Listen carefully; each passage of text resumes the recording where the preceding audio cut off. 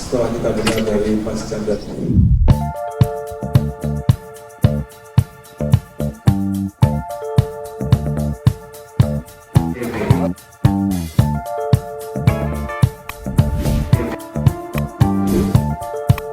Ibarat sebuah lagu ini langsung koda ya.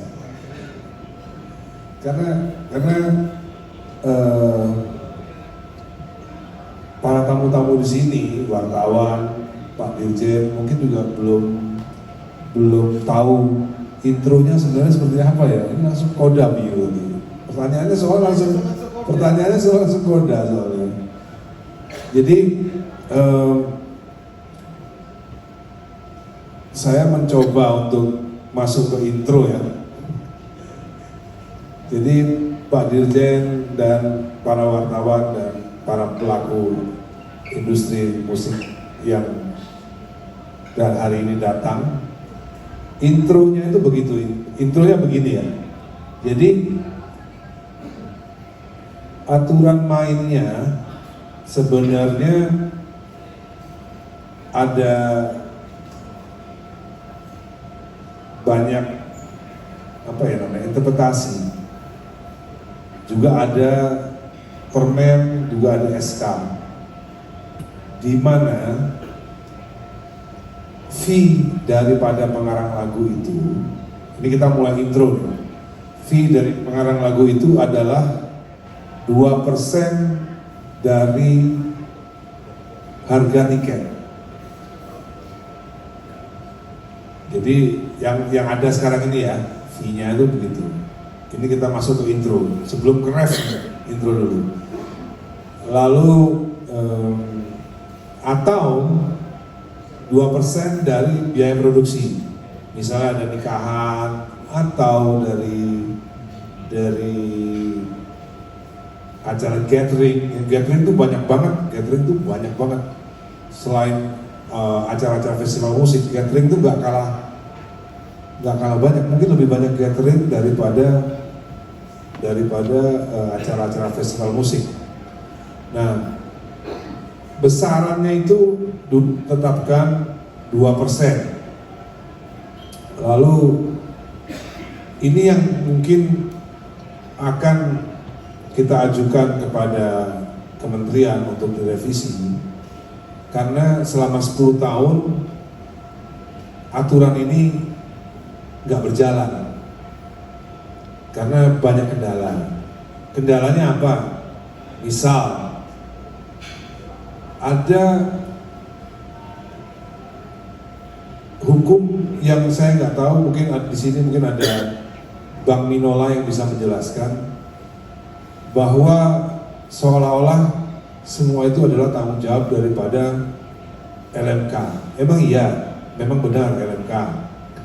Lalu itu pertanyaan. Lalu besaran 2% itu menjadi tidak masuk akal dari harga tiket misalnya. Misalnya ada sebuah konser, nggak usah yang gede-gede lah, misalnya di Istora Senayan, Agnes Monica konser di Istora Senayan. Agnes Monica tentunya dibayar oleh promotor, Mas Hedi Koko misalnya di sini ya. Ada promotor lagi nggak di sini atau Ingo lagi? Ada lagi nggak? Supaya bisa nanti mungkin bisa maju ngasih gambaran. Supaya ada backstagers itu nanti bisa maju ngobrol, karena supaya membantah omongan saya. Jangan dianggap benar terus omongan saya harus dibantah. Misal Agnes Monica manggung di Istora Senayan, konser juga Agnes Monica. Pasti Agnes Monica sebelum konser sudah lunas pembayarannya. Kalau salah boleh dibantah. Karena Dewa 19 juga begitu. Kita nggak akan manggung atau di luar kota, misalnya kita manggung di Bali, kita nggak akan pergi ke Bali sebelum konsernya fee Dewa 19 sudah dibayar. Padi juga begitu pasti. Agnes Monica konser di Istora Senayan, show tunggal Agnes Monica dibayar lunas. Terus tiketnya cuma laku 100 tiket. Bagaimanakah nasib daripada pencipta lagu? Kalau bahasa Betawi memble aja, bener gak? Tiket cuma laku 100. Sementara Agnes Monica tetap dibayar lunas. Kalau bahasa Surabaya ngaplo ya Mas Bibi ya, ngaplo. Tiket cuma laku 100. Siapa yang menjamin bahwa setiap konser Agnes Monica itu akan selalu full? Akan selalu 100% atau sold out? Jadi peraturan 2% dari tiket itu udah gak masuk akal. Apalagi soal 2% dari biaya produksi. Siapa yang mau ngitung biaya produksi sebuah catering? Capek-capek ngitungin apa iya semiliar biaya produksinya. Jadi ini kalau dari intro, saya masuk intro nih ya, tentang bagaimana kenapa ini bisa tidak berjalan. Karena kalau yang harus bayar itu adalah IO, Waminya sendiri atau KCI-nya sendiri belum siap untuk punya infrastruktur bagaimana caranya IO ini membayar. Misal Agnes Monica main misal di Jayapura, selama 10 tahun ini tidak ada infrastruktur daripada LMK yang bisa menjangkau IO di Jayapura atau di Banda Aceh, atau mungkin jauh lagi, mungkin di Biren atau di Lok Sumawe. Bukan gak mungkin artis-artis besar tuh gak main di kota kecil sekarang. Atau banyak kota-kota baru yang kayak Batu Licin, itu mungkin artis besar main di Batu Licin itu mungkin karena ada saudagar di sana yang bisa mengundang. Cuman apakah sekarang LMK-nya ini punya infrastruktur untuk, jadi dari intro saja itu kita menemukan adanya weakness. Kalau analisa SWOT tadi ya, weakness-nya itu tadi 2% itu sudah tidak mungkin digunakan lagi untuk membayar pencipta lagu. Dan buktinya selama 10 tahun seperti yang dibilang Mas Chandra Darusman tadi, 0 untuk pencipta lagu. Jadi kenapa ini bisa terjadi ya karena itu tadi, akhirnya pencipta seperti Ari Bias meminta penyanyi Agnes Monica untuk membicarakan hak intelektualnya yang selama ini tidak pernah didapati. Kalau boleh dihitung berapa miliar fee untuk Agnes Monica dan 0 untuk Ari Bias sebagai pengarang lagu selama 10 tahun. Ini kan nggak boleh dibiarkan begitu saja. Untung ada Ahmad Dhani. Kalau enggak, gimana nasib Ari Bias dan yang lain-lain ini?